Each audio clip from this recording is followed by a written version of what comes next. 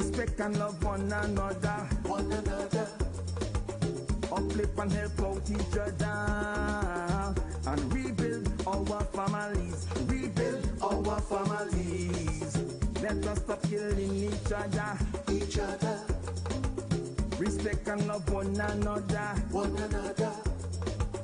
Uplift and help out each other, and rebuild our community. Rebuild our communities. Emancipate yourself from all the mental slavery. Emancipate yourself from all the bad mind and envy. Africans must love each other, help one another, pray for each other. Emancipate yourself from all the mental slavery. Emancipate yourself from all the bad mind and envy. Africans must love each other, help one another, pray for each other. Good afternoon. We are back as my former umpire, and today we have Ronaldo Rollocks, one of the umpires on the program here today. He has now joined us, and of course Ronaldo has been around for most of my absence, and clearly where I would have missed out, he could speak of. So maybe we should invite him. I would want to invite Ronaldo to bring us up to speed as to where we were on the last day, and we could probably start the discussion from there. Well, yesterday as well, we ended the program with a discussion on the SOE. That's where we were yesterday. Yeah. We discussed the SOE in terms of procedures and practices and what, if anything, are the expected outcomes of this SOE. What is the good in it? What is the bad in it? You know? So yesterday we had that discussion. But prior to that discussion on SOE, we were dealing with the whole issue of state boards and how do they function and what really should be the merit in state boards. Because as it stands, the fact that those people, the members of these state boards are politically appointed tends to overshadow their competence, right? And that could be quite unjust, because by nature your term in office expires with the government's term in office, and that sometimes is really not good.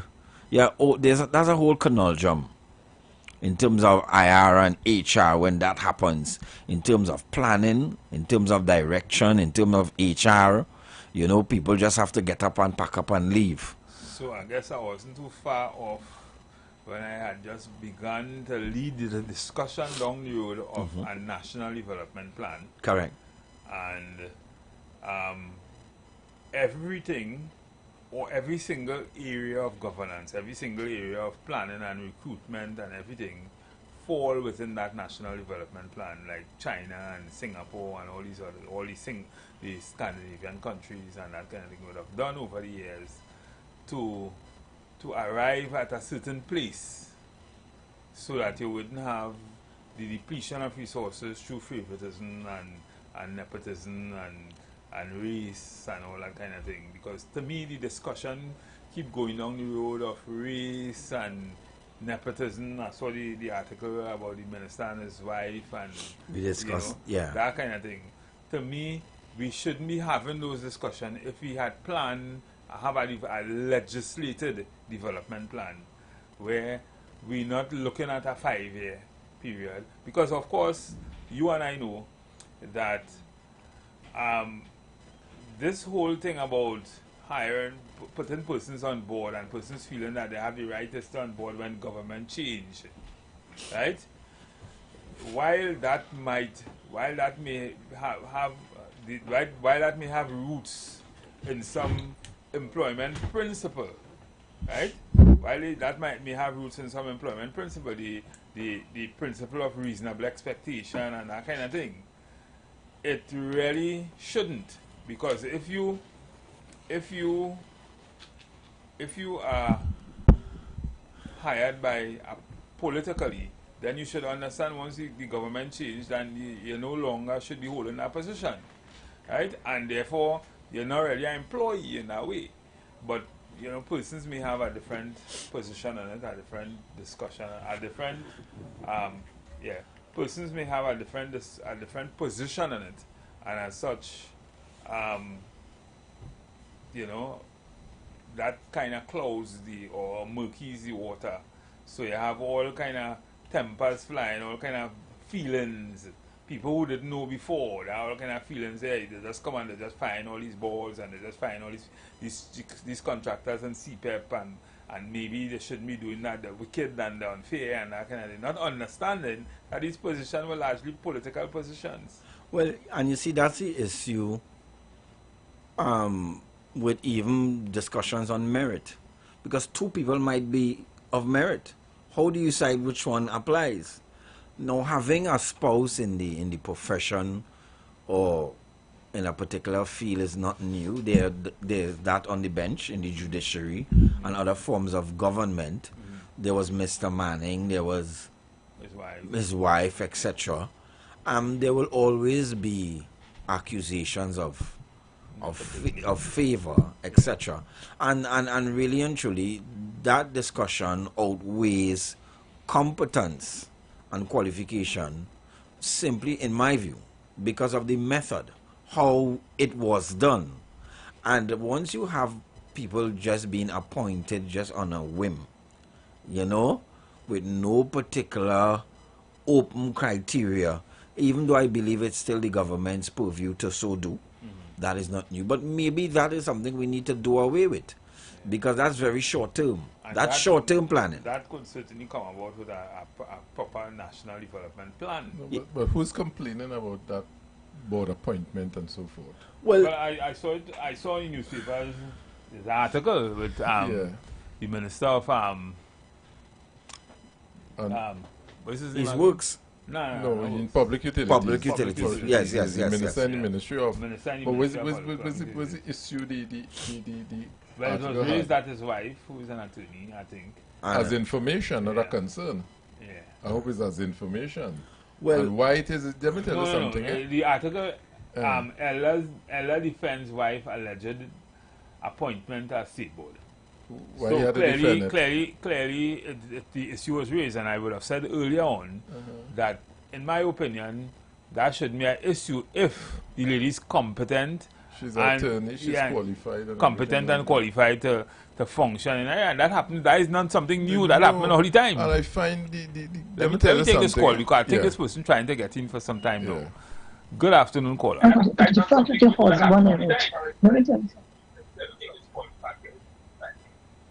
Hello? Caller? Oh my gosh. And I know. And feedback. Caller? Hello, good afternoon. Yes, good afternoon. Okay.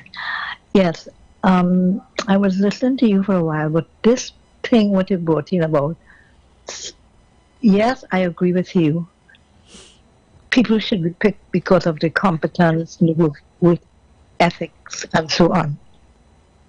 But remember, there is something called conflict of interest. If I am your woman, or I am your wife or sister, whatever, and it's on the board, you can't tell me no way now. You could be. Why can't they be competent? But it is wrong to mix, as people say, family. If you're a doctor, do you know you're not supposed to operate on your wife? Another person, if you are the attendant or doctor, you have to call somebody, or another doctor because that is your wife. And you'll get the emotions will be involved. Now when they say, I presume, when they say, you, the lady, I don't know who you were talking about. I think it's somebody on some board with wife or whatever. Elena's wife. But, well, right. But remember, emotions will be there. emotions will be there. Some things are written out. It's not supposed to be. And in some in private practice firms. I don't know much about the government, right? That is a conflict of interest because the emotions, you're this, you're that, no good enough part. You can't deal with that. Right? That is even written out, and I agree with that part. Let me just engage you. I understand the principle of conflict of interest and the ethics and that kind of thing involved. But I am not too sure. I didn't read the article. Maybe Ronaldo could help us. What? If the person was a member of the board, if she was a member of the board in a ministry or under an operation for which he is responsible for, that to me would be a conflict of interest. But right, but that is going, yeah, that to me would be a conflict that of is going interest. in probably in integrity, right? But right, so that was that is one part. If I am a minister in government and my wife is, say, an attorney, and she could competently, she was known before by the public, and she could competently hold a ministry, or not a ministry, a board position, a member of a board in a ministry far apart and removed from the ministry that I am in. Who is to say that she shouldn't be given the opportunity to do so? I personally am not seeing any ethical problem in relation to that, but I mean, right, but you remember, Mr. Remember, we are not. I agree with you with the competence. You remember that your wife or the person involved will be highly competent, but if they could be competent under circumstances, and that's why I have so many reclusers or whatever in Parliament when the 1%, whoever it is buying buildings and things, if the family buy, they can't be there. And that is just a matter of signing out. They can't be there because they might influence, right? Yes, you're competent. I'm not saying the girl or the people on the board not competent. But anyway, another point that I wanted to bring in, I think it's Mr. Rollick said, getting a feedback from you, got my phone off. But anyway, Mr. Rollick said, I think it's Mr. Rollick, when you're serving on a board because politically, right, if it's PNM or whatever, I would like to tell you all, this is my view, I don't know if I'm wrong. Any party wins the election, from the day they win, they are governing the country. They are in governance, not government. It is not a PNM or UNC, that's done. They are in governance of the country. That's why it's a country. So boards, once it's a government, I always say that, if it's a board or whatever, I wouldn't look at as a PNM board or you. Yes, they are in governance and they might have a little influence, but that has nothing to do. I still find you are there for the whole country. Anybody, not one, anybody, whether it's PNM, UNC, now, whoever, once you win the election, you are serving the country on the whole, and I don't mix. All right, I am a UNC, okay? Hello? Yes, I'm hearing you. I am a UNC.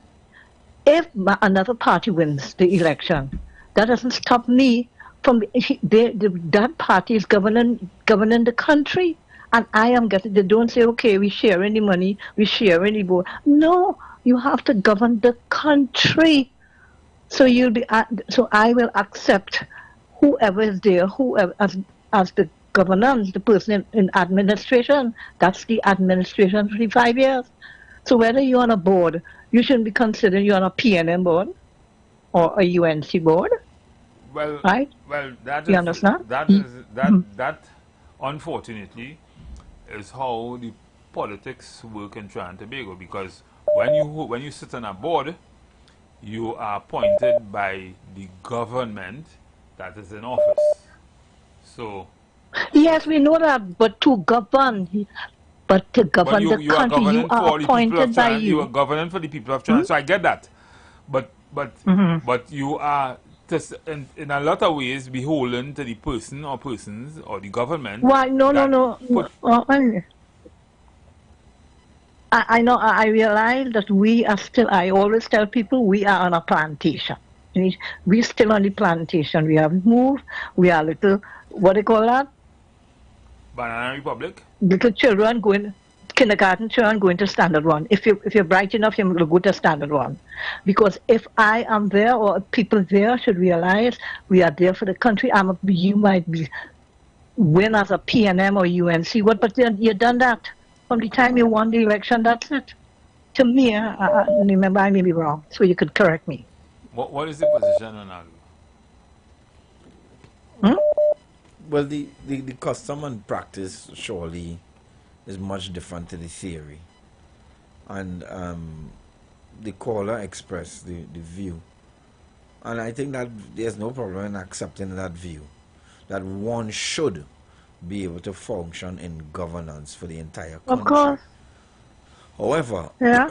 we operate in a very post-colonial system where you see, for instance, And polarized. directions and directives being unilaterally given. No, the theory is that in practice you belonging to another party. All right, or- caller, let's listen to you offline and But before he finished, I was listening. Anyway, oh, go ahead.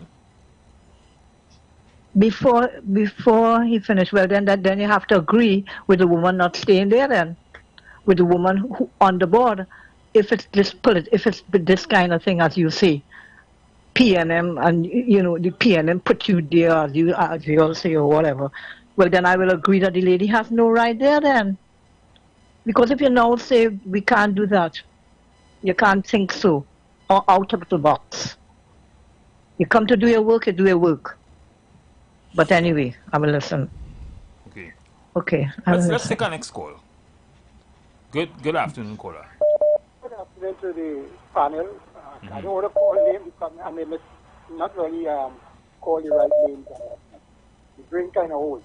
Anyhow, what is happening here? I agree with your panel there that competence and also honesty, right? I think among other things, right, should be the criteria for appointment to board. As regards, I think it was this gentleman here, the Minister of Public Utilities, or the Parliamentary Secretary, or whatever it is. I think that there's no conflict of interest there.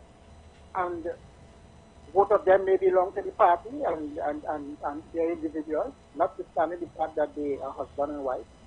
And the wife, I was told, in fact I read, that she's a nurse. She has experience and training in nursing, and she's also an attorney. And she's going to be appointed to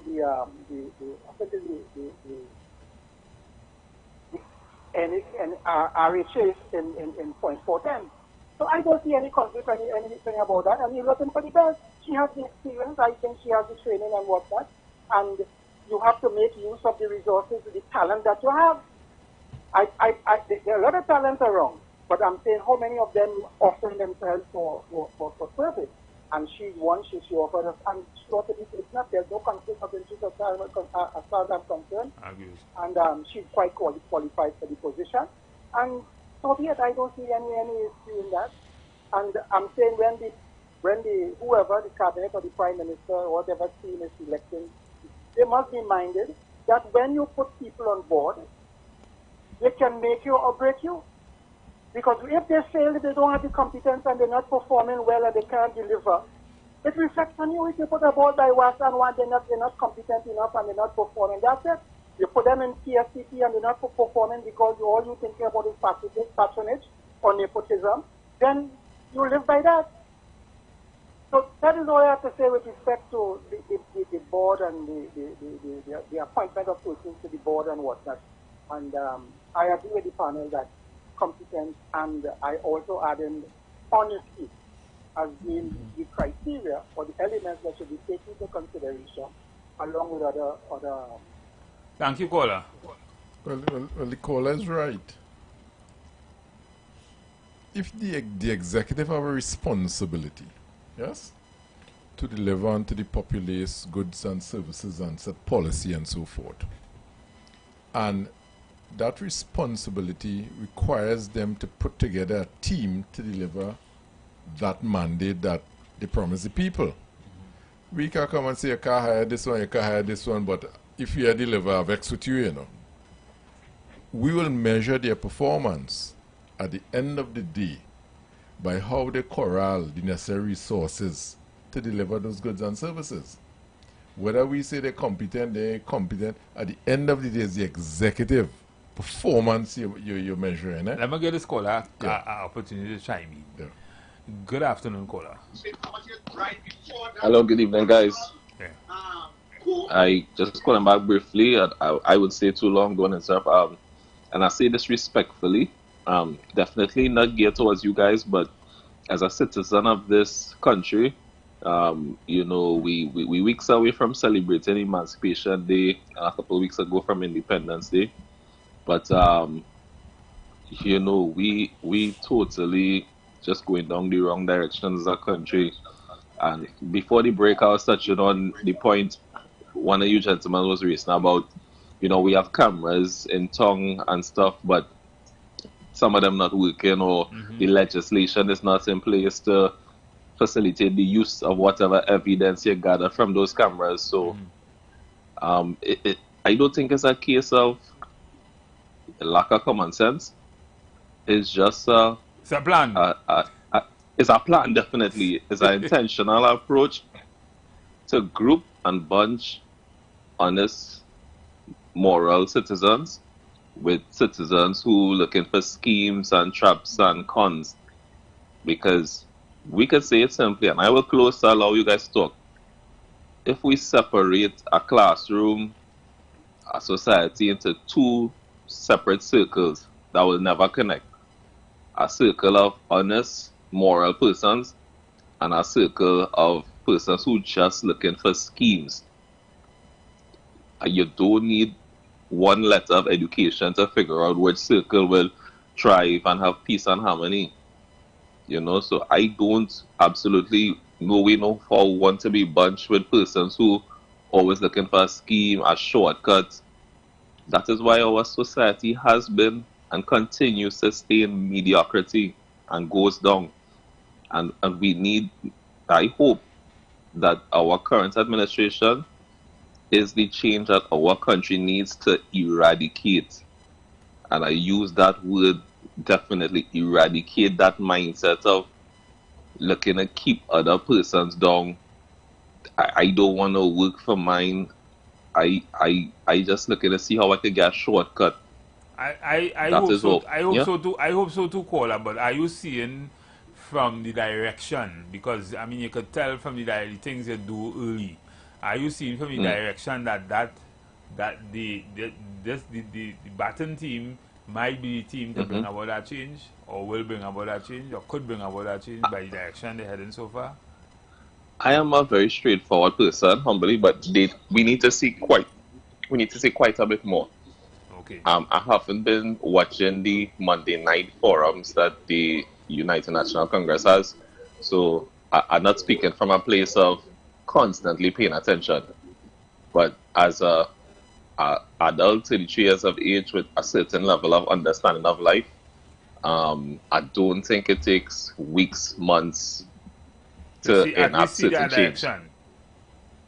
Well, it started off with, I guess, Minister Padarat addressing the URP or public sectors, and saying that they analyzing it and they identify certain levels of inefficiencies with the allocation of taxpayers' dollars.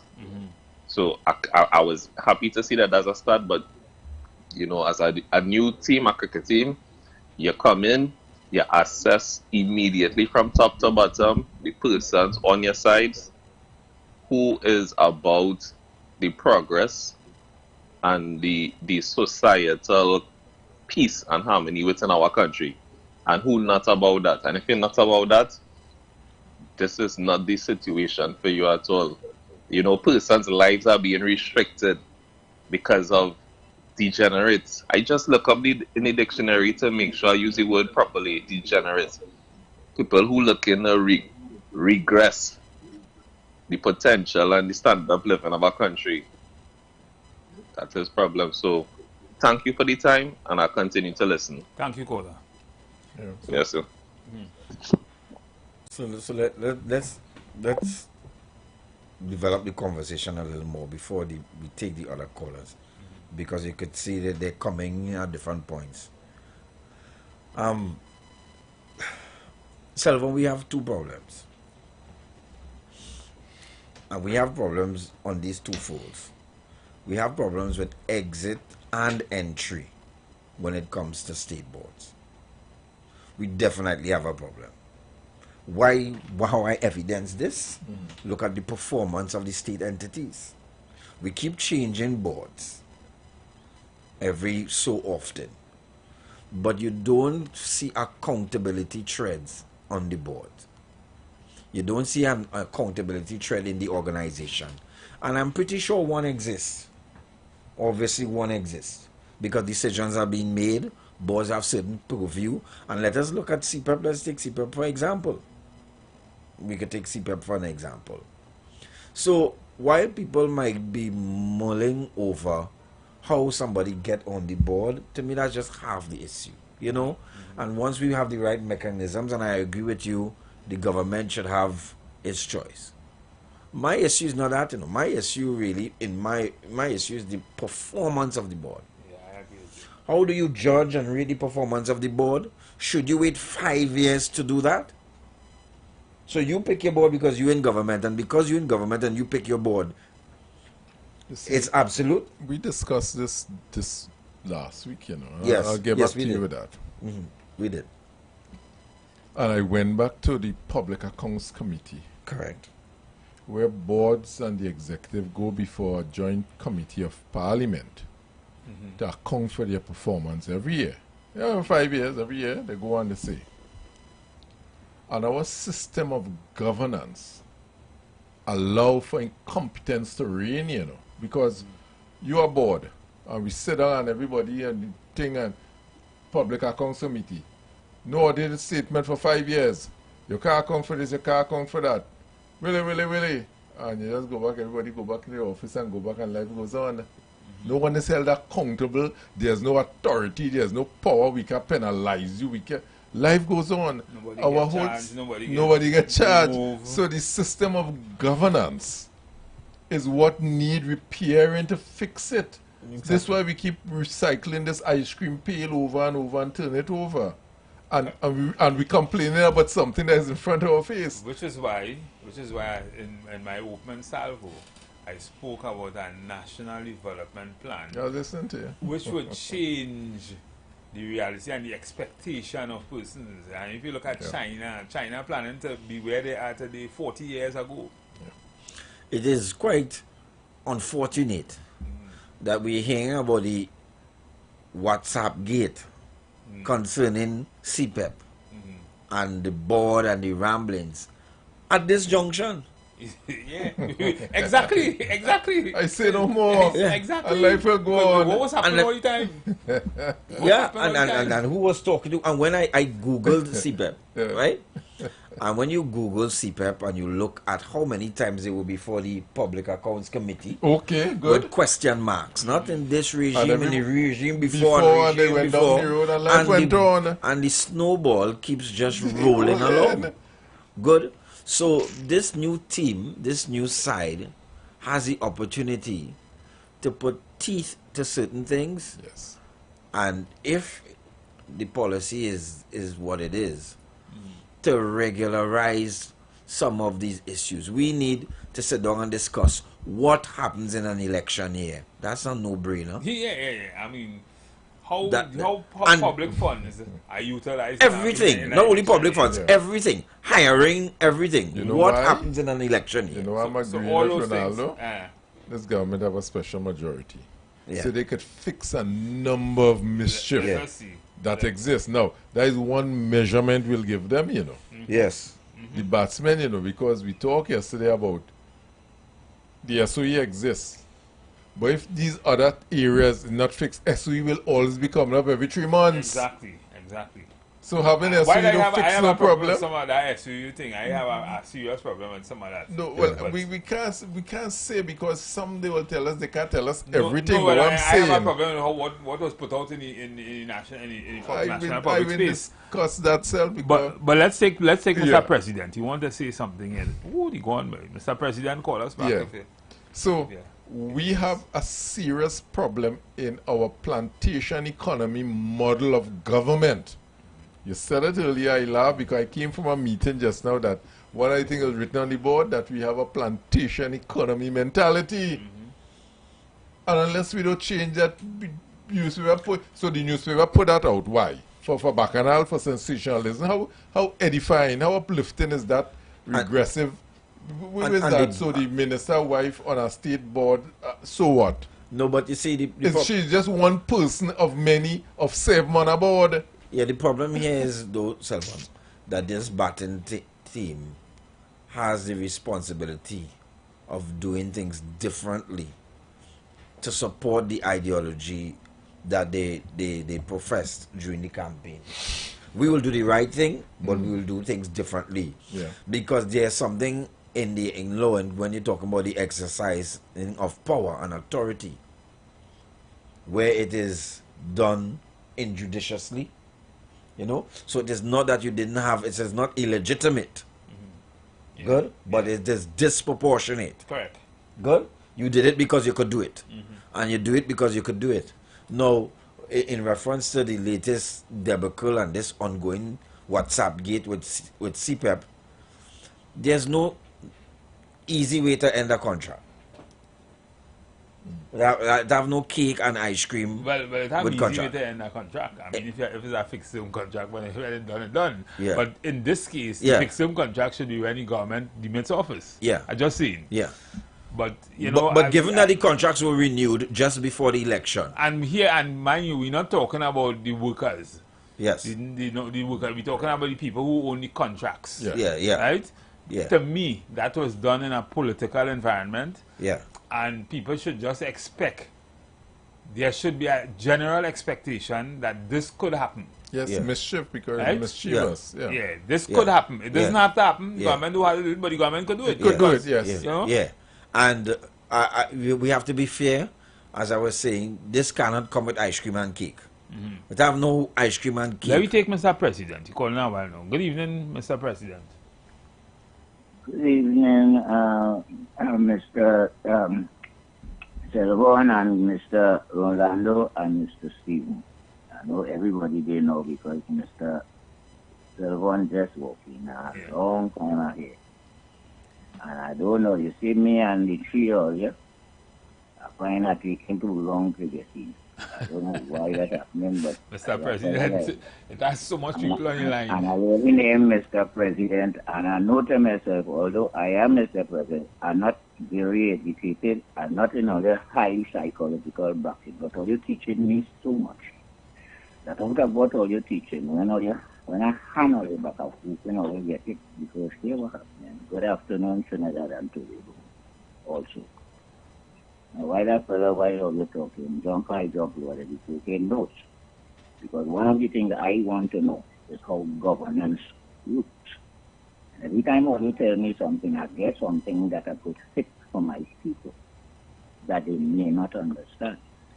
I might be just the one, but in the moment of listening all I get knowledge and could hand back. All you need to be having people talking in this video for more than all this. I'm going to take out the whole time and I really invest on how much thoughts people have that could make up for all your consciousness. And I put all you at the highest, especially Mr. Director. Right now you're holding us something that if you get inside of my mind and I get inside of your mind, you will go far with your 12 people that I want. Okay, so let me pause that bit. And I want to go to the position when I was talking about workers. When he was talking about, working on the job, but he was talking about firing, and you went into a whole course of what I may call, and what all you will understand, bureaucracy to fire people. Right, the process. Yeah, well, All it is know how I just talk. And then Mr. Selvon come in and he hand all you something that quick colonial make it out. The colonial life that still extend after even so, that Eric put on a consciousness for we tell it, that still extend until today. Even the government that inside it is still working under that minister for, well, it's still coming out from the colonial of England. Although we get independence, we come independence and the Constitution, although we in the front of the Constitution, the Republic of Trinidad, I'm telling you, the consciousness we still live in is under the European system because we carry in a Westminster Constitution. And it still prevails that we dealing colonialism. So when Mr. Selvon put that on, it walk over your head, read, but it ain't gonna walk over mine because I is a slave. Okay, let me pause me right now. And move on to political planning. Political planning have something we call a vision. And I put out one. And believe me, the public, the slave, will put out a vision for half all you and people educated because they follow in massa. I don't want to say all you. I want to say they follow in massa. All you find all you said, who do you care? But that construct that going on is the same colonial construct still handed on to we. And we have, you see, Selvon tell all you earlier, now we to go over your head. And it's the same thing that we're going right through down. Don't care what people change, they still holding that construct of that greed and plenty loophole in the law and is everything we face. And so we now as the slave have some sort of vision and a measure to come out of that. Selvon tell all you that's really on. The boards, as we talking, appoint and hire. And I done tell all you already. This appointment thing is partnership, friendship, that still come out of the colonial time. We now understand what is hiring. You hire a man, you fire your man. However, all your legislation will work it. And no, it's a thing that could go to court because a man might have to go to court because his union could come in. It have a lot of things. All you talking thing and I'm listening and I'm knowing what the subject is and I'm putting things together and show you because as actually competence in the case all you're talking about the woman and the woman and the husband, they just now I looking for more people that competent, whether they work together, if they could hold their position and their duty without having that conflict of interest. It is a good thing, but yet we will still guard against it by using the right person in the right place to do the job. And as long as they don't do the job, that is what you fire them for, and not for the bacchanal talk and the talking. So I'm about to today because right, and all that. We talk about the woman, right, and the idea, and all right, we go close it there.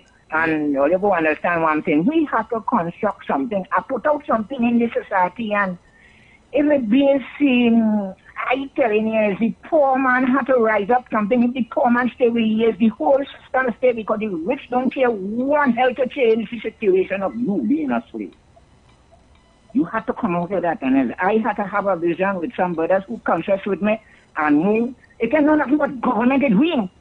We are form organizers, formers who say form something to beat that system of oppression and colonialism. All right, I could roll plenty and know that. So I go pause here now. I give a mouthful for the longer time that I didn't get in. Thank you. So clearly, what we heard from the caller, this regular caller, is what we've been saying. Clearly, we grow up in a society where we grow to expect that this kind of thing will continue happening. And this is where we have a problem. Yeah. Because this have to change if we want to move to the next level.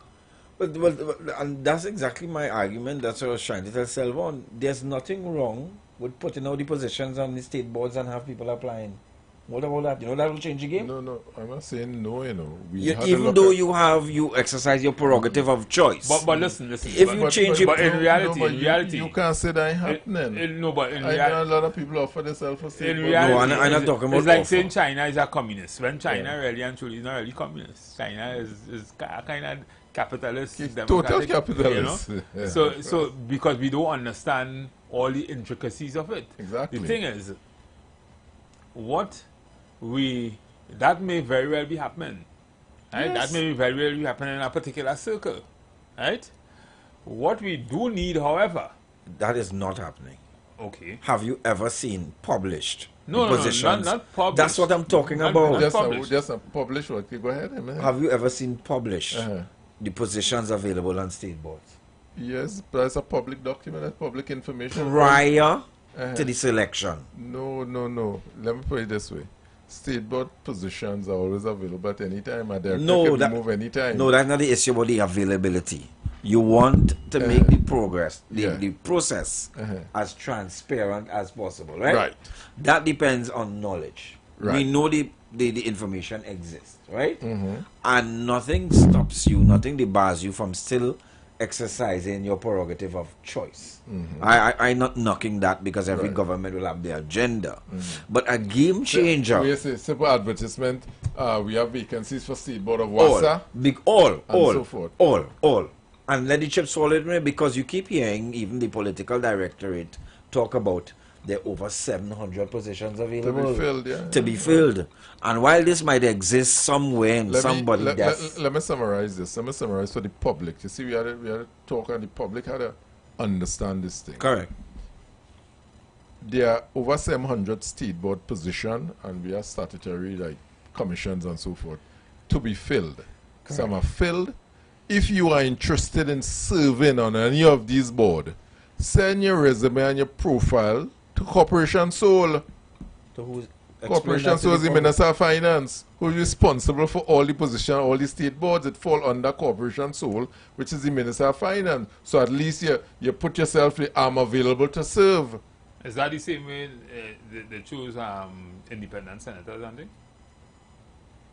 There's the president doesn't call independent senator. The president choose. Yeah, I know, but You could write the president and say I'm available. You see, that right, and people are, that right is yours to offer yourself, you know. You No, don't but- want to be selected. No, but we want, here we want to sit down now. Pour out some ad or somewhere. I think that, listen, it exists right now. You want to serve as an independent senator, so write the president and say, I, Rolando Rollocks, is available to serve as an independent senator. The president wishes, this is my profile, this is my experience, I send it to the president. The president will go through. Yeah, but what are you applying for without the particulars of what exists? But- that responsibility Oh, lies on the government. No. On the state. No. All state board position is public information. Where you is could it? say just now, you could say based on my competency, I want to serve, I offer myself to serve on National Lotteries Board. It's there, just a list of it. It's public information, it's a list. And people in Trinidad had to stop pointing finger and start doing homework. All the state board's position, public information is gazetted, it's out there. If you want to serve on National Lottery Board, write Corporation Soul, the Minister of Finance, tell him your experience, send your resume to him. I'm available to serve at your wishes, Minister. It's there, it's not a secret thing. But Then in it's his reality, choice I to mean, serve. you saying that, but in reality, I don't have think never that, seen No, that. no, no. I don't Just think a- just I a- don't just think a- the I have people like that. never I think seen the that. people by No, people no, that know and no. you know. I have never seen that. Just, you ever seen what? I've never seen any document with that. I can- have seen positions on state board after they're filled. This, I can send it to you now. I've never- Beautiful. I've So never I'm saying. phone is So I'm public. saying. Listen, just I also talk about here. There's also a public document again about the structure of governance that was revised in 2011. It's a public document I've seen saying the that. relationship with the Corporation Soul and State Board and the CEO. So when they talk about WhatsApp, I'll fire all of them. Because the role and function is Let me take public this call. Let me take this information. call. Good afternoon, caller.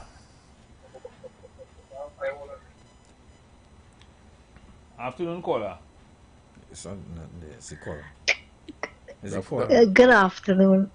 I understand what Mr. Is it Selman? Just saying. Yeah. And Mr. Rollock.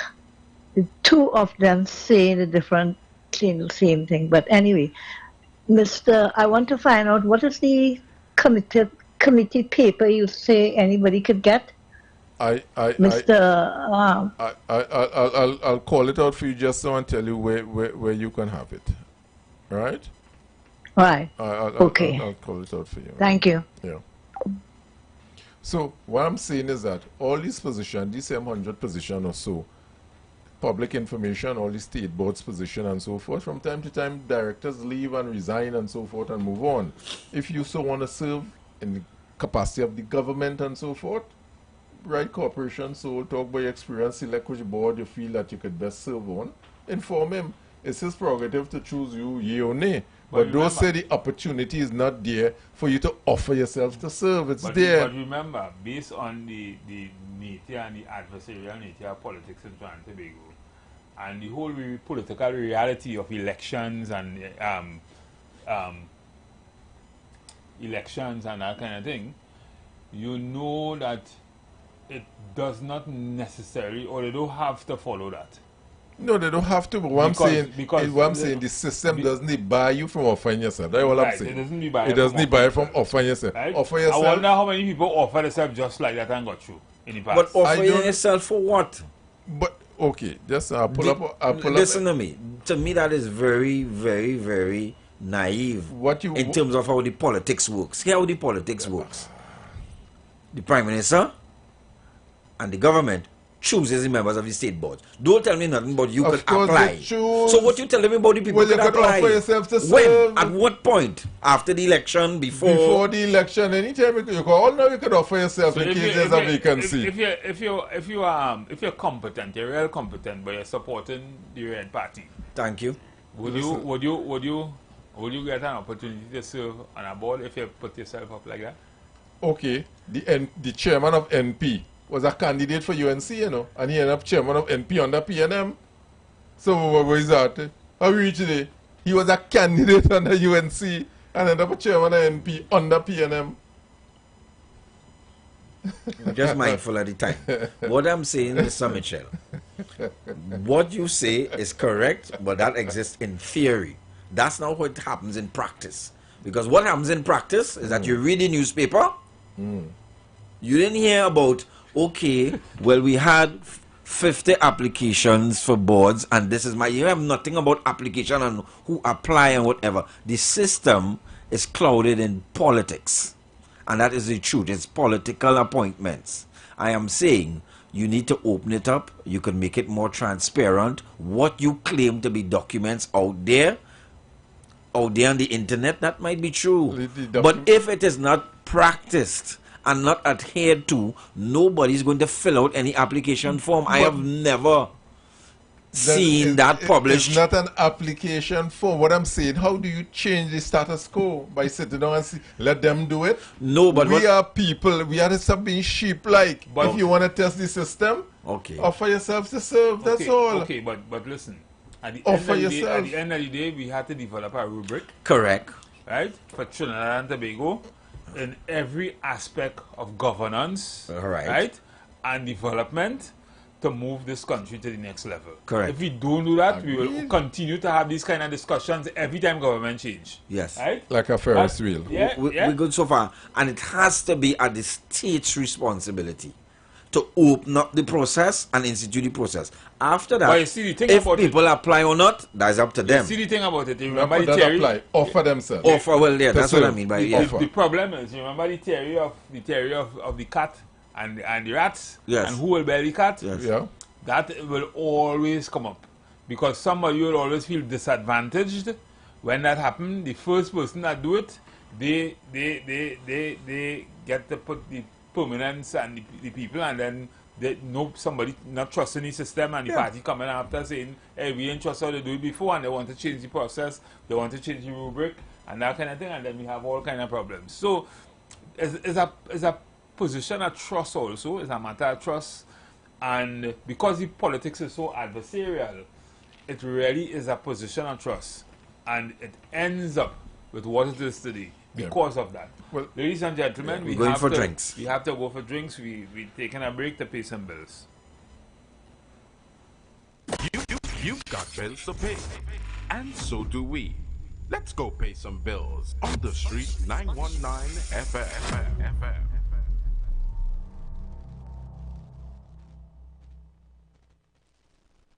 We rollin' big when the jackpot hit. We rollin' big when the jackpot hit. We rollin' big when the jackpot hit. Play way fast cash, that is the fit. We rollin' big.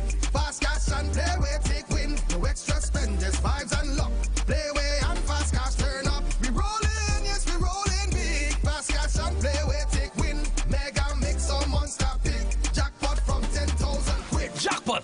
of $10,000 have now been added to NLCB's Playway and Fast Cash games. Wager on Playway Mega Mix or Fast Cash Monster Draw for a chance to win the jackpot after every draw. Don't miss out. Visit NLCBgames.com for details. Players must be 18 or older. Please play responsibly. Whoever said Messi was a bad thing totally missed the point. Take that hit song everyone loves now. It probably started like this. Baby, calm down. That's why KFC is celebrating the Messi moments with our Messi Cruncher and Messi Zinger sandwiches for only $34.95. Imagine a crunchy, golden brown, flavorful chicken sandwich sauced to perfection with our signature sweet, spicy, tangy sauces. Oh boy. So crunch into the deliciously messy moments today. Check socials for details. KFC, it's finger-licking good. Light up your weekends at Vibes Nightclub, Tobago's hottest spot. 3 epic nights of music and energy await every Thursday. Karaoke Thursdays. Kick off at 8 p.m. with free entry. Grab the mic, unleash your inner star, and sing all night. Beers on special for $10, 2 Campari for $25, and giveaways for the best singers. Every Friday, Limers Fridays. Kick off at 8 p.m. with free entry. Vibes with your crew and enjoy beers on special for $10, 2 Campari for $25, and 2 White Oak for $25. Every Saturday, Raw Saturdays. Everything goes, nothing but good vibes. Free entry and an all-star DJ cast to bring the vibes. Vibes Nightclub is where Tobago shines. Join us Thursday, Friday, and Saturday for music, fun, and unforgettable nights. Don't miss out. Your weekend starts at Vibes. Get hot this summer. Oh no, we mean H-U-T, as in hot days mean hot deals with Pizza Hut. Get 1 large pizza plus single breadsticks for only $135, or go bigger with 2 large pizzas, family breadsticks, and cinnamon rolls for just $290. All your favorite pizzas with all the toppings you love all summer long. So head to the Hut and get your hot deals while this offer is super hot. Pizza Hut, now that's delivering. The Gap Man Limited specializes in products that cater to all your health needs. The Male Enhancement Package targets the areas of the body that contribute to erectile dysfunction. The Male Enhancement costs $1,400. The Gap pills are priced at 250 pills for $500 and 500 pills for just $900. For the best in eye care, get the super combination of a Super Bright and the Body Healer. To improve the heart's function and circulation, get the Gap pills and Formula C. To get a total body cleanse daily, use the Gap Body Healer and Big C, all for a super low price of $1,300. To order your products from the Gap Man Limited, call 628-4531 for products that cater to all your health needs. For more info, contact 476-7268. Planning your Tobago getaway? Choose the highest Google-rated car rental company on the island, O'Neill Auto Rentals Tobago. Located just minutes from the A&R Robinson International Airport, at O'Neill, we pride ourselves on being the most tech-savvy car rental company in Tobago. Our process is 100% digital. No paperwork, no long lines. From easy pickup to seamless returns, renting a car in Tobago has never been simpler. WhatsApp us now at 1-868-361-1042 to book your vehicle. Don't forget to mention promo code RADIO2 to receive a 5% discount on your rental. Send a WhatsApp message to 1-868-361-1042 today. That's 1-868-361-1042. O'Neill Auto Rentals Tobago, the easiest, most reliable car rental experience on the island. Vehicle availability is subject to change. Driver must be at least 25 years old and have a valid driver's license to book. For more information, visit www.rentalcartobago.com. Are you tired of scratching the surface? Do you want to understand the real forces shaping Trinidad and Tobago? From the delicate dance of our energy sector on the global stage to the geopolitical shadows behind the crime affecting our streets, we dig deeper. The third umpire goes beyond the headlines. We connect the dots between local challenges and the international currents that truly impact your life, your wallet, your security. Join Stephen Matheson, Selvin Mitchell, and Ronaldo Rollux. 3 employment law and human resource management consulting professionals as they unpack the complexities, analyze the power plays, and reveal the often hidden realities. Understand the game. Understand your role in it. The third umpire, critically analyzing Trinidad and Tobago's economic and political realities on how they affect your daily lives. Tune in Monday to Friday at 4 p.m. on The Street 919 FM. Don't just listen to the news. Understand it. Share the live. Share the live. The Street 919 FM on Facebook and Instagram. Share the live. Iowa George on Instagram. Share the live. Iowa TV and Street TV on YouTube. Share the live. The Street 919 FM. Yes, callers, we are back. And we were discussing... Let me just give this information. Yes, we were discussing a little while ago the issue of the board appointments and how the conundrum sometimes we think we are faced with respect to boards and that kind of thing. But earlier when I started this program, I also talk about development and the way Trinidad and Tobago should go to get away from some of those kind of issues. And tomorrow we will be inviting a guest here, Emerson Charles, a well-known innovation expert. As a matter of fact, he wrote the document for innovation and ISO standards and that kind of thing in Trinidad and Tobago. And we will be inviting him on our show to share with us some of those issues. That's a gentleman that I have a lot of respect for, and I look forward to seeing Emerson Charles on the program tomorrow. Right? So, Selvon, you were saying something? No, they asked for one document, a young lady asked for. The document is the State Enterprise Performance Monitoring Manual, right? So it gives the relationship between State Board and ministries and corporation sole and the line minister and so forth. It's properly documented. The roles and responsibility of CEOs, roles and responsibility of board and directors and so forth. It's clearly defined. I think the last revision was 2011. I haven't checked if there was a later revision after that. The State Enterprise? State Enterprise Performance Monitoring Manual. Alright. Okay, so the lady who was asking that question. Well, everybody, plenty time this is the fourth time I mention it here, because if people do that, a lot of the rhetoric and idle talk in the public would diminish to a significant extent. Next document I'll bring is the list of every state board and how much directors, and then I'll talk about the stipend of every state board. Like chairman gets 7,000, a director gets 3,000, and so forth, and the composition of the board. Yeah. Some boards are Act of Parliament, WASA, TNTEC Act of Parliament, it's a specifically skill set that have to be on the board. You know? So you have to have an engineer, you have to have a lawyer, you have to have an accountant, some board are like that. I seen, let's take, good afternoon, Chris.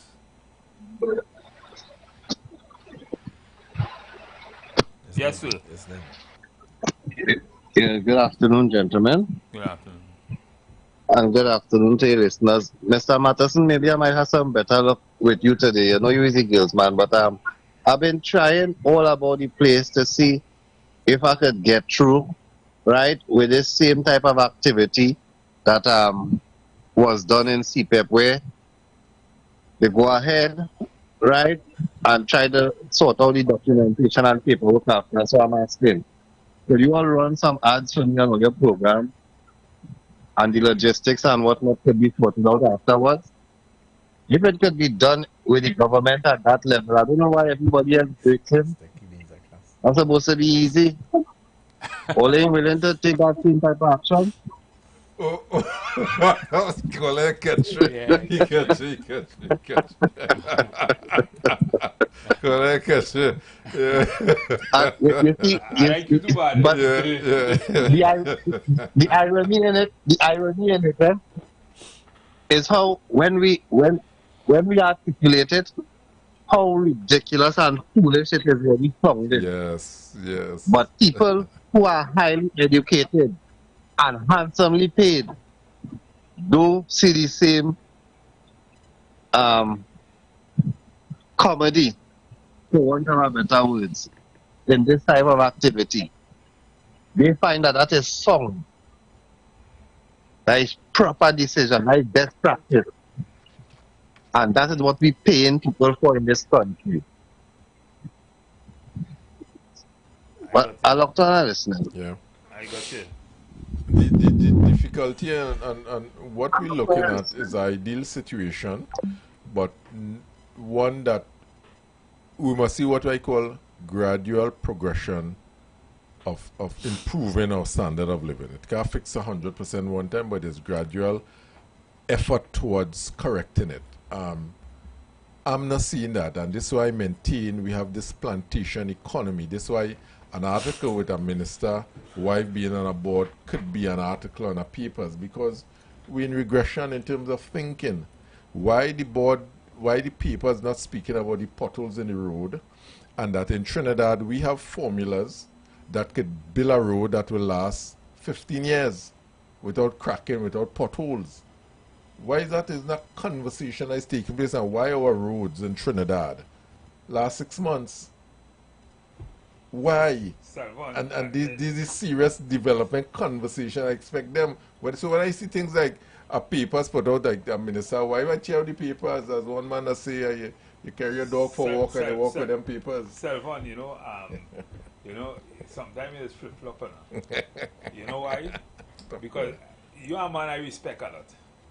I remember you telling me something at time, and when I really sit down and I think it through, I saw the value in it. So you say sometimes to fix something that has been niggling and happening like society, sometimes it's had to mash it up. Yeah, sometimes mash it and build it back. Build it back from scratch. You give me the analogy of France and the US and all this revolution change things, right? The thing is, in Trinidad and Tobago, we just have 1.4 million people, bro. That's what I'm saying. We have a finite amount of, we know what the budgets will be, we know how to do certain things. Why we can't just fix it? Because we have a plantation economy thinking. Because buy the software in a box. Here what we put doing? Together a plan and fix everything. It's simple. We have a plantation economy because we voting a executive in place, and then we all go to sleep and we point finger red and black, red and black, I mean red and yellow. So we had and we have to mature. That we the trying people to fix it will put another party in disadvantage or another group of people in disadvantage. We the people are demonstrating a level of immaturity in demanding better from the people we put inside there. That's the problem, and they realize they can manipulate us. Let's take this call. Good evening. Good evening, caller. Caller? I have to come and talk. Mr. Selvon is trying to say we are living in a plantation mentality. It's not economy, because some people don't know. They don't know, like it's like a slave who don't even know he's a slave, right? You don't know, and that's the normal mentality. And according to him, according to Mr. I think of Mr. Selvon, life have no remote. You have to get up and change. Life is not working by remote control. You know, and you all keep Mr. Selvon, Mr. Selvon. I'm listening. I'm listening. Is the road, the hole in the road, fixed properly? It's not fixed as yet. The hardware next door throw some gravel in it, but rain fall and wash out all the gravel. But the corporation a big march and parade and big award ceremony, but pothole in the road and there's fixing. Yeah, but they have money for parade and celebration, all kind of dotishness and hole in the road. Spend the money and fix the hole in the road. And you know, Lake Asphalt have road patch for $100 a bag, right? That could patch them road and them now for now. But we parading up and down, we celebrating. And you know that, Mr. Selvon? Listen. You see this so banana what you republic. And why can't you go to your master? Wait. Why can't you go to your master? Demand the day, because remember, you are paying him. That master, you are really paying him. Let me tell the public something. I'll tell the public so something one time. So you address the master or the masters. Make sure they come with you and say, dig that now.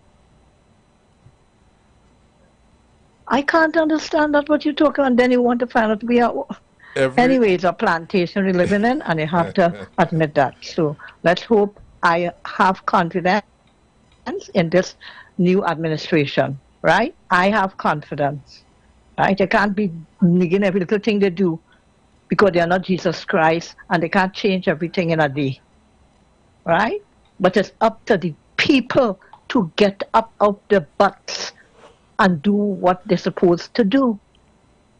And I'm talking about big high men like you, Mr. Selvon, who watching the road and falling down in it and then quarreling about it. You get, I am waiting, I put a challenge on you, man, master the owner of that hole. I mean, I know it's you, but whoever is your counselor or whoever it is.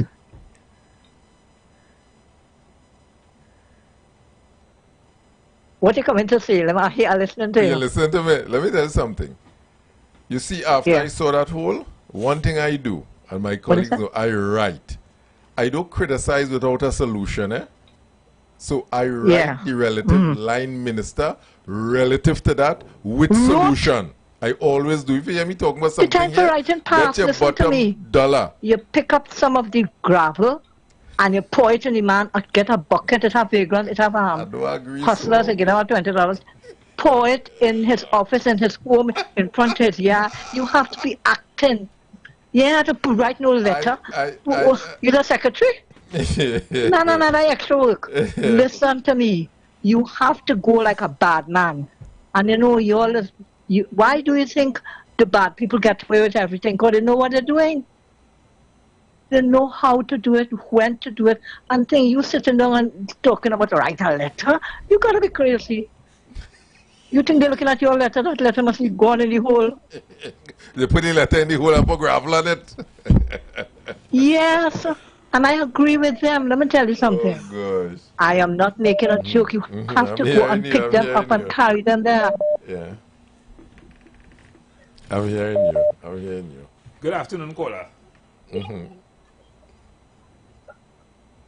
Caller?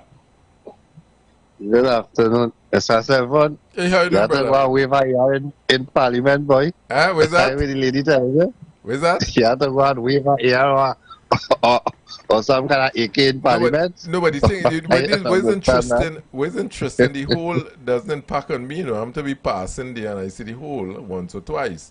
But there are people that pass there every day, and I'm trying to figure out, well, I would do something about it. Does not it affect anyone else? So are we sheep-like in this society, that these things go by and we complain and we talk red and yellow and foolishness, and the issues that impact us negatively every day, we just stay quiet and we just point finger? They call that the wildebeest theory, and one day I'll expand on what a wildebeest theory is in terms of behavior of human being and so forth. When things that impact negatively on your lives, and you just say and hope someday somebody will fix it for you. You understand? And the person you're expecting to fix it don't experience that problem. That's why I feel no minister or nobody should have priority bus should pass. They should face the traffic like us. I bet you they'll find a solution to fix traffic. Of course, most definitely. And you see, the thing is, I am so convinced, right, beyond the shadow of a doubt, that we're really not interested in addressing some of the problems that we face in this country.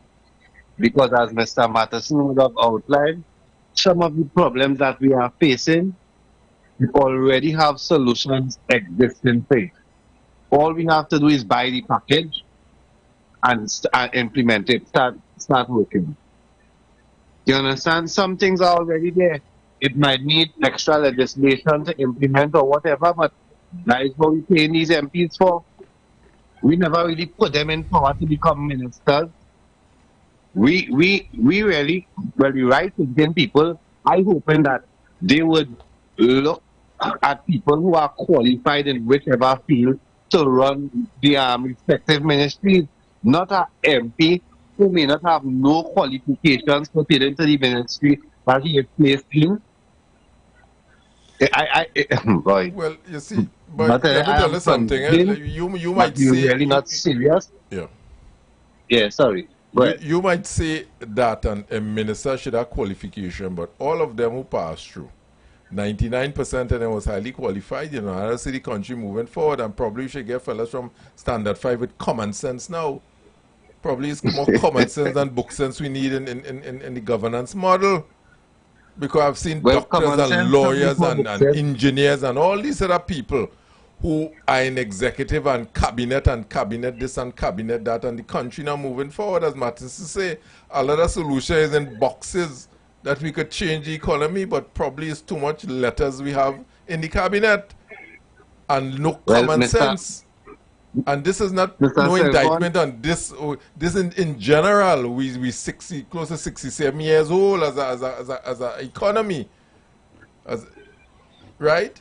And if we if we say historically, we want, oh, Minister, he had all of them go back to the history. We are highly qualified people have been in our cabinet all these years, and is the country reflective that is being run by highly intelligent and educated people? Is it reflective of that? You're raising a concern that's so close to me. Do you feel because safe? My thing is, we are not looking at character as a criteria for anything in this country. So you could be the best in maths, and you use that best in maths thing to outsmart people, and now you're the best thief. But on your resume wouldn't have you're the best thief. It would just have your scores in maths. And this is what we continue to get, because we're not looking at the character of person. And yes, many of these MPs are highly qualified, but I'm talking about, okay, you want to put an engineer as the Minister of Finance, or a doctor as the Minister of Sport, and these kind of things. As you rightly say, it's best to look for people who have common sense and forget about these people who have a certain book sense, because that really doesn't tell us anything about your character and how you will operate when given that responsibility. The character, on the other hand, will give us a clear idea of how you will treat with matters. So I think that needs to be implemented into the school exam, where your character is tested and scored. So your employer will now have something to look at. Okay, you can't trust your wrong money, so you can't be a cashier. You know, Nicola said something. The chairman of Enron, right, Madoff, I listen a PhD in economics, you know, and I lock him up for fraud, you know. PhD in economics, you know. You understand? So we had a look a large extent. We Trinidad to have a problem really and truly, in terms of resources, in terms of opportunity, and we had to really identify where the problem is that impeding our development. You know, you talk the guy who's coming tomorrow, and I'm sure he would have put together practical solutions to move the country forward. And I would really like to hear him. I mean, I really like to hear him in terms of what are some of the plans and the solution and the outcome and the benefits from his proposal to executive, and why they weren't implemented or considered, as the case may be, and how do we fix it now going forward. This country, I always say, you know, this country don't need no cabinet, in my opinion. Let me say this. In my opinion, this country, of 20 people. This country is replete with highly educated people. Highly educated. And I'm not talking about the people who went to school, and I'm not talking about, certainly not talking about the people who went to school and have 3 and 4 degrees and just read, and regurgitate and pass exam. I'm not talking about them people. I'm talking about people who are highly critical and educated thinkers, but receive the same education. Yeah. And for some reason, and maybe there's a reason why those people are usually not given the opportunity to do certain things, because they don't cowl to certain things. They're not wildebeest. They're not wildebeest. Yeah. Right? So if it's making sense to them, they'll tell you it's making sense. the objective and the thinking and the thought and processing and that kind of thing. And sometimes politicians doesn't want to hear that. Politicians will more want to hear, yes, we could do this, or yes, we will do this. Send the WhatsApp. Right? Send it. But what I'm saying is, and we skirting around this whole thing all the time. But you know, I think big picture all the time. And the picture is that if we have a plan, but you see no government in the current scheme of how governance operate in Trinidad and Tobago, you see electoral politics and this competition and this adversarialism and that kind of thing. In the current scheme of things, nobody will be, there's no incentive to do what I'm talking about. You're asking people to give up power and privilege. Exactly. So nobody will give up that for the right thing. The right thing to put a development plan, legislate that. So whoever go, whoever come, that's what we have to follow. We could tweak it through legislation, but that's what we have to follow. I mean, we'll reach like China in the next 20 years. And people, so easy. No, well, roll it back, because yesterday, Mr. Mitchell was talking about Singapore. But if you follow Singapore politics, Singapore hasn't had one party since 1959. Yeah. Singapore benefits Lee Kuan Yew party from a benevolent dictator. Benevolent dictatorship, yes. It's democratic on paper. But when you see how they have made their decisions, it ain't too much old talk now. It ain't much, you know? Yeah. And that... Everybody know why you can't country first. Why you shouldn't be chewing country first. Yeah. And Thailand is another place. They have taken a stand on something. And the problem we have here is it's like monkey see, monkey do. Because the problem that the batting team will have is that everything that was good, that they let down with a white ball or no ball, the bowling team waiting to do it. And you hear them salivating already. They're champion of the poor. Suddenly. They care about workers. You're getting free legal advice. Good. A very wealthy bowler is concerned about poor people. So we just keep going in circles. So the bowling team is salivating. Remember the ball hit me against my ribs? Waiting to hit back. I bowling now. So don't tell me about bowling for the stumps. I bowling for your head. Good. And there are 2 legal deliveries. The umpire can't say above the waist. And I'm making John land them deliveries on your chest. And that is how we keep going. So if this batting side preaches a new Trinidad and a new by the very governance structure they put in place, it will be visible what is going on. And so far, I want to admit, so far, there are a lot of things that have been good, and there are a lot of things that people have been asking, how's that? There are a lot of things that have been good. The batting captain has said a lot of good things. Don't come begging for State House. Don't come begging for certain privileges. Things that we keep hearing, and she has set a certain standard for certain key issues in society. And those things have dollars and cents consequences, but they require no money. Yeah. They require no money. Good point. And she has landed those things. So there are things that you can do that will signal to the pavilion that you want to do things differently. And state boards, an appointment to state boards was one way of showing that, listen to me, I can't exercise my power of choice unilaterally and no dog back. Because we have a no dog back. Look how much time, I just digress. Look how long we promised to fix a date for election. Yeah. Or campaign financing. Look how long we talk about that. And both sides talk about it. Both sides talk about it. Good. And this is what I'm saying. It's like the cat and the mouse. Who will bail the cat? Who want to bail it? Because when we bail the cat, somebody could get eat. And we mightn't be able to do certain things again. But- We but- mightn't be able but- to have that privilege again with certain things. Well, this is why I always say, and I always, from a union standpoint, I always say, and I put it from a governance standpoint now, I start looking at it.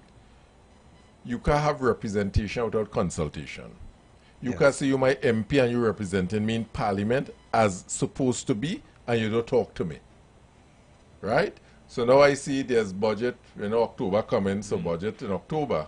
So I understand there's a mandate for every MP to go to their constituency. All of those things, I applaud. And talk to the people. I applaud. It's no consultation, talking down to people. Because this baton side, this is one of the things I like about this baton side. I remember, because I was part of some of the operationalizing of bringing the people closer to governance in their program, right? Even before the election, they continue the same thing. I like the Monday Night Forum. I like how they bring the issues, keep bringing the issues to the people and that kind of thing. But it mustn't be superficial either. Correct. Right?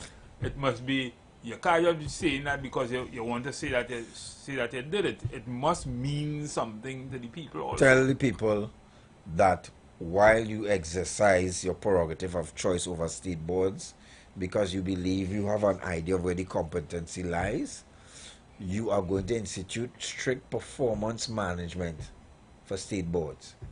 And if you can't turn around things or you can't perform, you're gone. Right, so simple. So and I guess it maybe happens. Guys, let me take this call. Oh. Yeah. Like that Good afternoon, caller. Again. You sure? Somebody in the phone? Caller, welcome. No? Good afternoon, caller. Hello? Hello? Yes, caller? Yes, good afternoon. Sorry, I turned it off because I just turned it off at the same time you answered. Anyway, I like what Mr. Alex is saying, and all of you all, in fact, right? But what I have a problem, I want to ask you a question. I keep hearing the three of you all saying what the people have to do or what them have to do.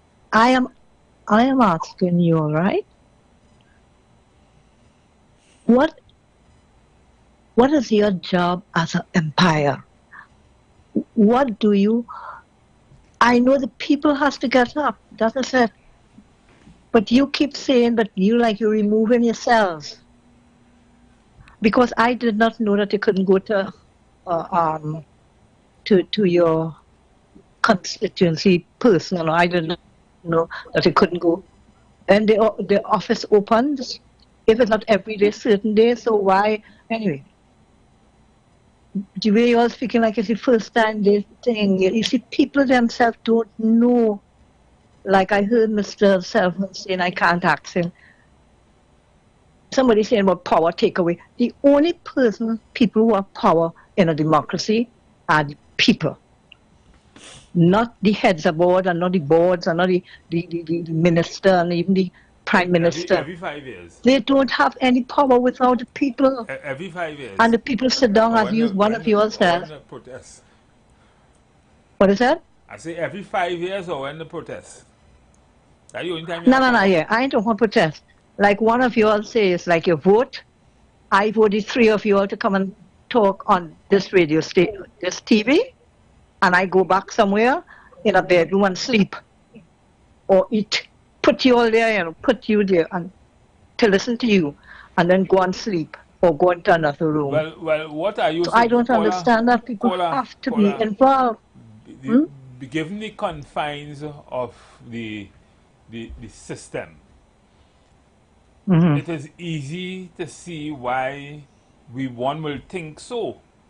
Because I remember, I can't remember who would have suggested it. I think it was Jack Warner would have suggested that we are able to do a performance management or a performance appraisal on ministers and that kind of thing and fire them after a period of time. Or say the same thing with MPs. Right? That we don't have that kind of system. So the only time you have that really have that power. Who tell you you don't have weight? Who tell? Yes, no. Mr. Matteson. Okay, tell me. we don't have that type of system. Do we? I don't know about, sorry, I don't know about where you all come, what jersey you wear, if it's orange, pink, green, or black, whatever you all wear. But I distinctly remember Mrs. Kamala, not this term, her term, the PP, made sure that if the ministers didn't work after a certain time, she used to demote, pell them out or demote them or put them where you had to put them. Ma'am, that's not what I'm saying. What I'm saying, I agree with you. I'm saying that somebody would have said that somewhere, but listen, how the real power lies in being able to remove your government or make your government do what they say they will do. I'm saying the only time no real power, that's the power. Just now. That is your power. The only time you have that power is on elections day. Who tell you that? Okay, wait. Explain to the public when you have that power again. Tell us when you have that power again. Listen to me. You see, Mr. Matheson, let me tell you something. Right now, you are in power. So you wait until next Friday. And another thing too, right now, you should be looking at your people who you put there, and even who you did not put there, see what they're doing. So the next time when it comes, you praise, you vote so what on what they did for the last 5 years. The power isn't looking at them, or the power is the next time? That's what I'm saying. All I'm telling you is your power lies in the next time when election comes. That's when your power really exists. Other than that, you could just look. No. Okay. I don't find so. Okay, go ahead. No. Talk to me. Tell me how. Because you could go now to your ministers if you find something wrong like that hole in the road. You could go now and do what you have to do. You do not have to wait till they come begging and licking your big foot, your big toe. Yeah, but ma'am, if you vote for them. Yeah, but ma'am, but if you go on there, do it. What you could do? If you go like most people being go there, complaining in the communities, no, you fix see, the road, this, that, the other. No, you see, from the time you say, there's nothing like they're not doing it. Yeah, but how? Wait. So then, how we have so much holes and potholes, and how we have so much bad things? Because you like it so, and you say something. You heard what you just said. Our woman went on the port, ma'am, a few days ago to go to Tobago. Her ID expired. This is public transportation. Her ID expired and was told, no, you can't travel. The ID just expired. You can't travel. On the 11th hour, she in line to go in her car. You can't go, your ID expired. How that makes sense? Public transport. Wasn't that right? Wasn't her ID, wait. You deny me from going to Tobago. Her ID wasn't expired? Huh? You see, you're telling me things that the people didn't give account to themselves. I took an old woman who had no ID and she went on the boat. Right. But I'm saying this is a real story I'm telling you. This is a real story. A lady went on the port last week. I know it's a real story because last week, Friday or Thursday, with her ID, which had just expired. When she bought the ticket, the ID wasn't expired. The ID was good. She went to the port and they turned her away. She couldn't go to Tobago. They tell her she can't travel. No, I don't know. I don't know what kind of thinking was that. Who did that? I would have challenged that. Who she went to? She went. It's not what you're saying. No. It's who you speak to. Ma'am, she was stopped by the entrance where she had to present her ticket. And she was told she cannot travel because her ID expired. I found that to be strange. I know the case personally. That's why I'm saying it. So you found it was what? You found it was what? I found that to be unfair. I found that to be wrong. This public transportation. How you could tell me I can't go home any part of the world because my ID expired and I have a petty ID? Well, because he had a reason. If they say on the building you have to have a thing, he have a reason, I presume. But all I'm telling you, Mr. Matheson, there are times when you do what you have to do and you have to know who and how and what and why. Okay? You have to, you have to know. According to that case might be a case, I don't know, might be some foolish, ignorant man or whatever it is she meet up. But I just find we have to take, and if that was my aunt, uncle, aunt or whoever it is, that wouldn't have stopped there. That wouldn't have stopped there. Even if they did it, that wouldn't have stopped there, right? So all I'm saying, we have to be we must not accept things like that. Here you who have the power, Yes, we know some people, they don't like you and they don't give you your visa to go to the States. And people get through in a second. And some people, they might look at that man and go, that man look like a hog. They don't like you and they do that. Let's take this caller. Let's take another caller. Thank you.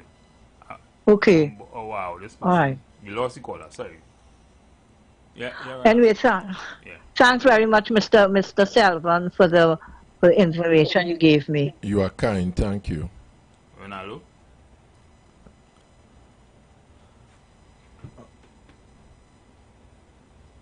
No, the caller is on the line, sir. No, okay. Yeah, we were saying that really and truly, this is the opportunity to raise this bar and raise this standard. It's early time still. I'm not seeing much of that. I'm not hearing much of that depth in thought in terms of this is how it is going to go. I'm hearing a lot of this is we time now. I'm hearing this is a lot of campaign talk still doing, you know. So when all was there, all they didn't do it. When we doing we thing, why all they quarreling?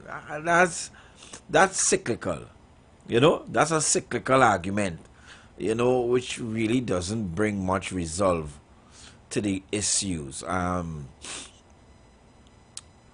We accept better and we don't move on to best, you know. So, you know, good, better, best, we might say better, but this time we aim for best. And that's a whole different discussion. So I don't want you to do better than the PNM. I don't want you to do better than the bowling side. I want you to do what is best for Trinidad, and that's a whole different discussion. Because it might be easy to do better. Let's say good afternoon. Good evening. Yes, gentlemen. Matterson, your mama kind lady, she now explained to Mr. Selvon how to get the ministers and MPs to do what he need them to do. You have to be a badger. You need to be a badger, and things will get in line. So don't ask the woman these questions again. Okay. Good evening, caller. Hello, caller. On? Yeah. Yeah, on 91. And I do like this phone. This phone just gave me back an echo. I'm coming on 81. What are you doing to me? I don't know. What? Call on 3420081. No, I will stay here where I is right now because if I go, I ain't going to come back. What are they doing to me? I telling all you the truth to me. Hear what's going on? I just sort of listen to me. Are you hearing me? Are you hearing me? We hear you. All right. Here now. Really and truly, you see in this Trinidad and Tobago, you might doubt me, you know, but I do like Trinidad and Tobago, you know. And why I do like Trinidad and Tobago? Because many 88% of Trinidad and Tobago don't know what Trinidad and Tobago is right now, you know. I'm trying to tell you something. I hear all you talking something and tell you well, it's also good in the conversation. I want to put all your top on all you leaving me like if I last. I keep on telling all you that all educated people that have done the poor man who not educated and I have money like if he got done. And somebody said something earlier on there that we have a lot of education people. It's so much education where they say they grow with education from other people is intelligence. The word is intelligence and I have our intelligence here. That take away I telling all you. I listen to all you and again and I keep on telling all again and I don't know if all you want to leave me out for spite, but I telling you the poor man words is not heard. And his ideas is being left out because they don't want to hear it. They want to live with the colonial system so that we stay where we are, so we would never rise. So all you're talking the same talk. The lady putting out some points there. She kind of in a stomach and she kind of have a kind of technical talk there. But every time I hear she good, you know. She good. All you come on this program and I'm begging all you. All you leaving now because I'm calling too much and I'm talking my mind now that all you wouldn't like was say plenty was All you need the pavilion is the pavilion that rule the place, not 41 people. The pavilion who rule this place. The pavilion is the state. All you teach me. And the pavilion had to get on top and start to rule the 20, the 14, 41, and how much they put up there. Not them ruling me. All right, I've got that. I'm crying out here because I know where I am, Kunto Kente. And I'm telling you, I'm not staying there. They will have to eat me up. But I'm talking where I am a slave in a system. Time for me to come out. Or you work with me, work with me. I'm trying to help. I'm trying to help. Thanks. Thank you, Mr. President. Yeah. Well, the executive in office, 3 months now, we could say. 3 months. Nah, 3 months, nah. We April 28th. Well, they're 3 months. I just wrong it off at 3 months because what today is almost 3 months. Yeah. So it's a pretty. Let me take this call. Yeah. Good afternoon, caller. Good evening, I should say. Hey, good evening, Empire guys. How you guys doing today? So I enjoy the conversation. So let me put UNC aside for the time. PNM was the ruling party for a long time. Do you think the culture that I support you and I need to get a position, right? And that was the narrative for a long time because they rule the most. So that gets in like a culture into people. And let's say UNC want to break that cycle, but the culture already embedded in even the UNC supporters and say, I supported you and I need to get something. Same narrative, different party That's what I was telling you. That's the belly of the cat. The problem with belly of the cat. Yeah, Mr. Matheson. And we talk whole the politician accountable and we the people. Trinidad existed on a two-party system for the longest time. And they have half and half. Just like in America here, Democrat, Republican. Which party is in power, they get the wealth. Decisions are made in America here for the wealthy to get tax breaks and all that. Who we could go to complain by? And you know, everybody's saying the people had to do this and the people had to do that. We can't do nothing over here too in America. We have to accept that and because even protesting going on now and nothing is changing. Everything executive order after executive order. You see, the culture in Trinidad have to change. Not because you win and the other party embedded that culture into the people. You see, I had to get something. Because if now, let's say the 700 board members to be appointed, and they choose who is well qualified and who will take their agenda and push it forward after they make the first budget, and the people who supported them, like activists and whoever, say, you see, I supported you and I ain't get nothing done because that is the culture. So that is my point of view on it. All right, guys, lock on. Thank you, caller.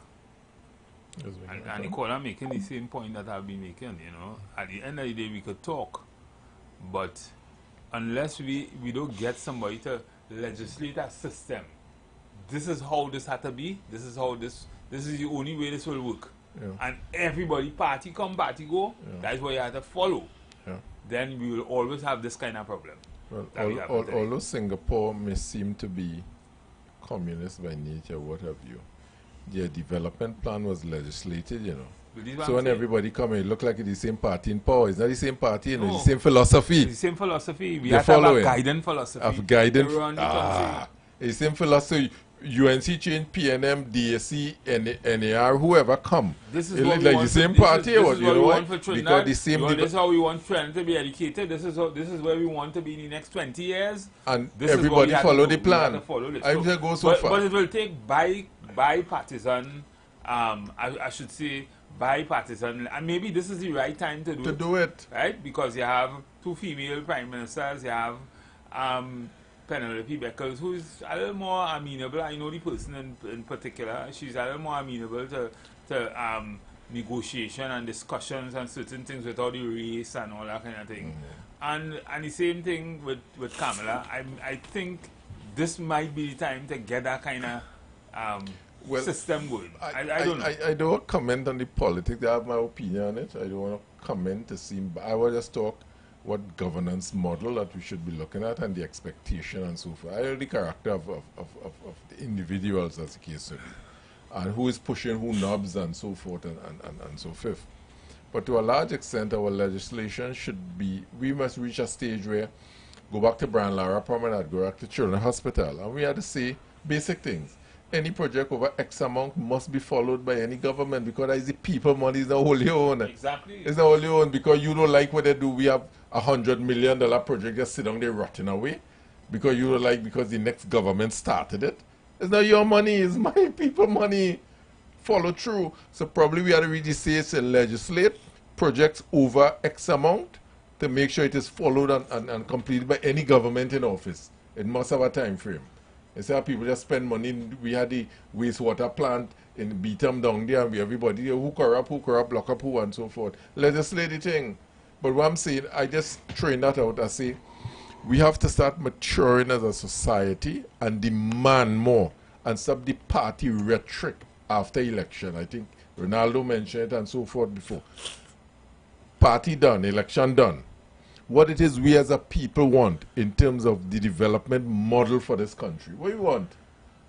Because they do it, we complain, and decide, so I say no problem and so forth. So my point I was getting at before, it's almost 3 months and I'm seeing some things happening. I'm seeing representation through consultation by MPs going to the people who put them there, who vote for them, to ask them a question. Right? Hey, this is what we're going to do. How much of it will be listened to and applied? We measure it in the budget to see if what people suggested as a model, and probably we should be in some of these consultations too, talking to MPs and not walk away from it and say, well, that's them thing. It's our thing. People vote for an MP doesn't represent a party, it represents a constituency. If you're part of the constituency, go and say your views. But no point in time you can say what they do, what they want, but you never went and give your views. Which part is the MP representative of the constituency? Which part of the? Well, you vote for him. The MP you vote for in your constituency. Now, if you have a PNM... Yeah, tongue-in-cheek thing. Because he didn't vote for the MP? No, he's the MP. You mean you in the constituency necessarily, half of we didn't vote for him. Yeah, and he's not necessarily representative of the constituency. Yeah, but he represents the constituency in the parliament. On behalf of the constituency. He don't know who vote for him. He just know he win. That's in theory. Well, he had to start somewhere. Only in theory. In practice, he represents the party. Yeah, well, he represents the party on behalf of the constituency. No. Well, he represents the constituency on behalf of the party. Listen. He tongue-in-cheek thing. No. I'm not who is the MP? Okay, who is the MP for? Me, you know. Malabar. Let me take this last caller. Yeah. Good evening, caller. Yeah, but he represent the constituency, and that is why we put him there. Exactly. To represent the constituency, not to be no minister. And as long as he did, I think by sure he should be in the office all the time to matter the matters of the councillors and the regional corporation, which is, well, he will be part of the region and all of that. All of that is what has to happen. I'm not Ronaldo. Selvon, you're pulling the shots right. Just pull it. Pull it, because it is the right thing to pull. It's from there we have to start. Let the people know what's really going on, and we could go up on top knowing, because if the people don't know, we can't reach up to the top with the idea because the consciousness lost in from below. Thank you.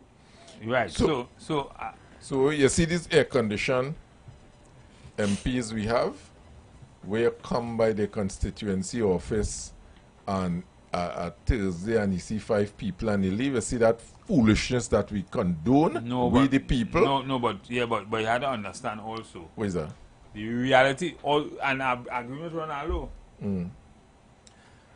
What happens is that because of compensation issues and all that kind of thing, you find that parties, prime ministers, are inclined to try to make it more worth the while of MPs by putting them as ministers and all No, that. no problem. Just to just No say problem. that to a large extent takes away in a great way. Yes, it does. Let me explain How something. could you be a minister? How do you fund? Listen, you know why this do? Listen, Sometimes I work all night. I want to trying give you a do some reality. simple- Let me give you a reality. Go ahead. Just Go ahead. saying, Go ahead. As an MP, you have, what do you call it? Just say, as an MP, you should be servicing the people, the burgesses, the people who would have voted for you in the constituency. Right? 26,000, 28,000 of them. You should be hearing the concern, working on their behalf in Parliament while making legislation. You're doing it on behalf of them too. Right? But in most cases, you are also a minister, which is a different thing. Yeah. Right? Which is a different kind of portfolio, plenty more work. You're now in charge. You're now in charge of a section of operations of the country, right? For which you have a serious responsibility. How do you do both of them? And do it Let me effectively. answer. I spent 9 years with ministers, and they'll give the impression that 9 years I spent with them. Their time on their hand. I spent 9 years. Me talking about what I don't know. Stop. Wait there. When Patrick Manning was Prime Minister, every Thursday, every MP have to be in his constituency office. How they was to be there? Some of his minister, and every constituency that did not have an MP, he had a constituency coordinator to deal with the people's issue every Thursday. You know why? He as Prime Minister used to be in his. Unless he out the country, he used to be in San Fernando, his constituency office every single Thursday, and every MP followed the leader. Every MP under Patrick Manning followed the leader. When you're in office, and sometimes you leave office midnight from 5 in the evening till midnight till you see the last person. And if you call any constituency office, we know every PNM MP on a Thursday, from after cabinet finish, they eat their food and so forth by 4 o'clock. Every MP inside the office seen by the people and the constituency. Where they don't have an MP, a constituency coordinator, they're seen by the people's interests. And then one minister busy, my. This is radio. What you say about that one? Well, again, the dissonance between how politics operates in theory and practice is basically what I was highlighting just now. Because you don't vote for an MP.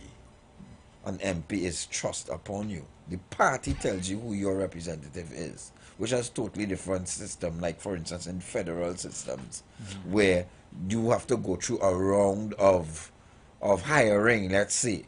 And that is you actually in federal systems, you tell the party who the candidate is. Good? And then you choose which candidate governs the state. But we have, the party chooses who represents you in Kumoto Manzalina, the party caucus or whatever. Then two people belonging to the different parties compete and one wins. And whoever wins becomes the MP. Whoever. That to me brings it to a different level of absurdity. Because that person don't really have to have any connection to the constituency. So now you're in Parliament with a portfolio, right? And on not disputing, as Mr. Mitchell said, they may have the time. That portfolio, in accordance to the government agenda, is what reigns supreme. I have not seen anything else in practice that tells me you are there to represent your community. When you have a shooting, maybe, or when you have a killing, you'll hear, well, move on, or whatever, Laventil, or etc. But apart from that, your daily activities are outlined by the ministry in which you are assigned. That's what you do on a daily basis, and you may find yourself on a Thursday evening in your constituency office. So, ladies and gentlemen, we will have to continue this discussion tomorrow.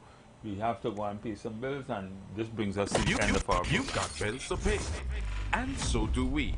Let's go pay some bills on the street 919 FM.